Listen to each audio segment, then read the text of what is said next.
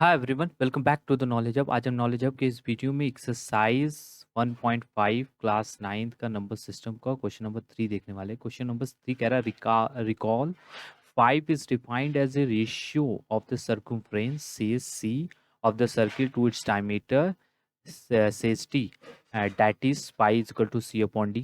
This seems to contradict the fact that pi is rational irrational. How will you resolve this contradiction? Basically ये कह रहा है कि पाई को आप मानो कि रेशियो है किसी सर्किल के सर्कुम्फ्रेंस का। अगर कोई सर्किल है उसका सर्कुम्फ्रेंस बेसिकली होगा सी, ठीक है।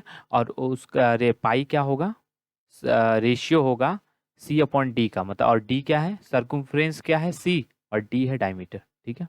डी है डायमीटर। अगर पाई किसी सर्किल का, आप देखिए, आप सर्किल का सर्कुम्फ्रेंस मतलब जानते हैं, सर्कुम्फ्रेंस मतलब जैसे पेरीमीटर, हम पेरीमीटर स्क्वायर वगैरह में सम ऑफ ऑल साइड निकालते हैं, इसी तरह ये जो सर्किल है इन चारों, इस पूरे को मेजर करने का जो हम मेजर करते हैं उस मेथड को कहते हैं सर्कुम्फ्रेंस, ठीक है। तो यहाँ पे क्वेश्चन कह रहा है कि पाई इक्वल होगा किसी सर्किल के सर्कुम्फ्रेंस का, और वो जो सर्किल का सर्कुम्फ्रेंस सी है और वो डायमीटर का, उनका रेशियो होगा, ठीक है। जैसे मतलब pi is equal to C upon two D, मतलब पाई हो जाएगा किसी सर्किल के सर्कुम्फ्रेंस और डायमीटर का रेशियो। तो pi is equal to C upon D हो गया।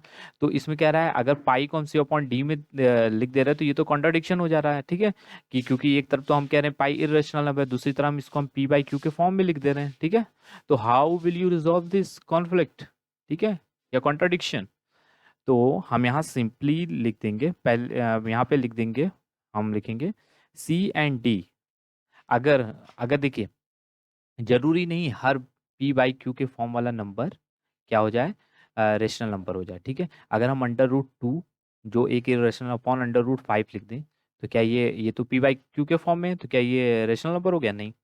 तो अगर किसी नंबर को पी बाई क्यू के फॉर्म में, तो रेशनल नंबर का डेफिनेशन बेसिकली ये होता है कि कोई नंबर पी बाई क्यू के फॉर्म में हो और जो पी और क्यू बोथ जो हो इंटीजर हो, ठीक है, इंटीजर हो, plus Q is not equal to zero हो, इतना बेसिकली होना चाहिए, तभी कोई नंबर क्या हो सकता है, रेशनल नंबर हो सकता है। लेकिन यहाँ पे जरूरी तो है नहीं, क्योंकि अगर पाई कह रहा है कि किसी सर्किल के सर्कुम्फ्रेंस, ठीक है, और उसके डायमीटर का रेशियो, तो अगर हम किसी सर्किल के सर्कुम्फ्रेंस निकालते हैं तो जरूरी नहीं है वो अप्रोक्सीमेट फिगर में जा सकता है, कि मतलब ऐसा फिगर में जो मतलब एकदम अप्रोक्सीमेट फिगर में। तो और अप्रोक्सीमेट फिगर में जाएगा तो जाहिर सी बात है वो इरेशनल हो जाएगा। अगर अब पाई को इसकी इक्वल होना चाहिए, अगर पाई इसके इक्वल बता रहा है तो जरूरी नहीं है कि ये इरेशनल ही हो, क्योंकि हम बता दिए जरूरी नहीं है पी बाई क्यू, हर पी बाई क्यू के फॉर्म वाला इरेशनल हो।